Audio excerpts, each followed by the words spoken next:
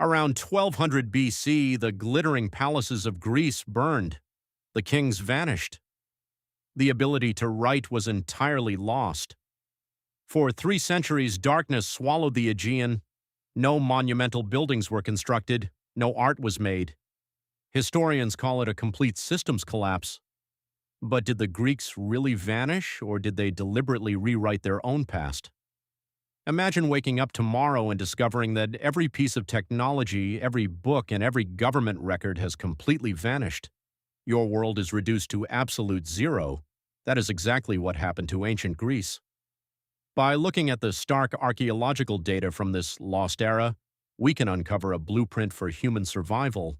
We are going to examine how humanity rebuilds itself from the absolute ashes of a collapsed society. As a researcher who has spent years analyzing the fragments of ancient pottery and burial data, I have watched historians argue over this void. For decades, the dominant theory was simple. A brutal foreign invasion wiped Greece off the map. It made sense. The palaces were destroyed, the population plummeted. But when we look closer at the dirt, the reality is far more terrifying. There was no invading army. The collapse came from within. The Greeks did not just survive this apocalypse, they used the chaos to invent a completely new way of living.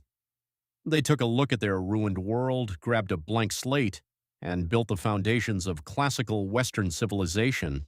Here is how they did it. The Mycenaean world ended with a bang and a whimper. Around 1200 BC, the great fortresses of the Peloponnese fell.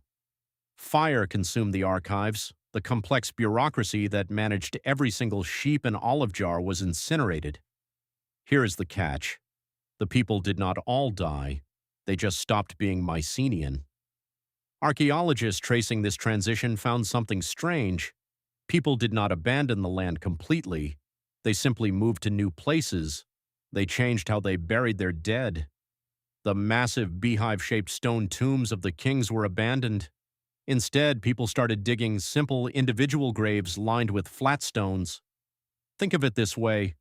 The corporate structure of Greece went completely bankrupt, and the citizens were forced to become independent freelancers just to survive. But it gets worse.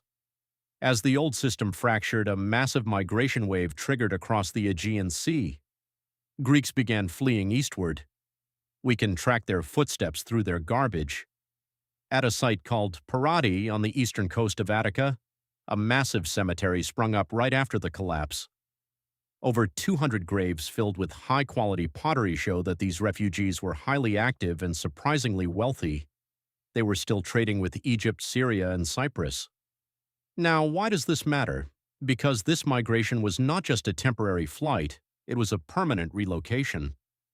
On the island of Cyprus, archaeologists discovered massive buildings constructed with traditional Greek squared stone masonry. As the 9th century BC approached, the scattered communities of Greece slowly began to stabilize. They needed a way to communicate their status without building massive temporary monuments like the one at Lefkandi. They found their answer in pottery. In Athens, potters suddenly abandoned the old sloppy styles of decoration. They invented a radical new ceramic style called the geometric style. They threw away circles and freehand lines.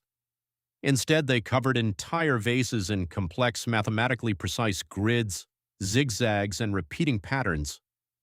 At the exact same time, burial customs changed. Athenians began dividing their cemeteries into distinct family plots. They placed massive geometric vases on top of graves as markers. This was not just art. It was a visual language for a highly ranked society. The chaotic, individualistic world of the early collapse was being replaced by order, law, and family structure. The blueprint for the Greek city-state was being drawn on clay. While mainland Greece was busy restructuring its society through geometry and iron, the island of Crete was playing a completely different game. Crete never truly cut its ties with the Bronze Age. At the old palace center of Knossos, people kept living in the same valleys without interruption. They reused ancient chamber tombs for generations. They ignored the artistic trends coming out of Athens. Instead, Crete looked directly east. They established a direct line of contact with Phoenician traders. In the 9th century BC, immigrant Phoenician goldsmiths actually moved to Crete, setting up workshops right in the ruins of the old Minoan world. The local Cretan potters blended their ancient Minoan artistic heritage with these new Oriental motifs, creating a wild, hybrid style featuring strange monsters and human figures. Crete was a living time capsule, blending the deep past with the foreign future. By 800 BC, the Dark Age was over. Trade routes to the east were fully operational, cities were growing, a new alphabet was being adopted. But when the Greeks looked back at their own history, they found absolutely nothing. The early literary records left by poets like Homer and Hesiod show zero memory of the 300 years of darkness. They knew about the glorious hero age of Troy, and they knew about their own contemporary world, but the space in between was a total blank. This ignorance was their greatest strength. Because the slate had been rubbed completely clear of the old oppressive palace hierarchies, the Greeks of the Archaic period were entirely free to invent themselves. They created myths of migrations, heroic ancestors, and divine returns to justify their new political landscape. They wrote a fictional past upon a clean slate to build a very real future.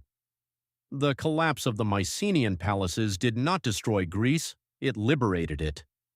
By erasing their own history, they built the foundation for democracy, philosophy, and science. If you want to see exactly how this newly invented Greek world collided with the great empires of the East, click on this video right here, where we break down the secret history of the first global trade wars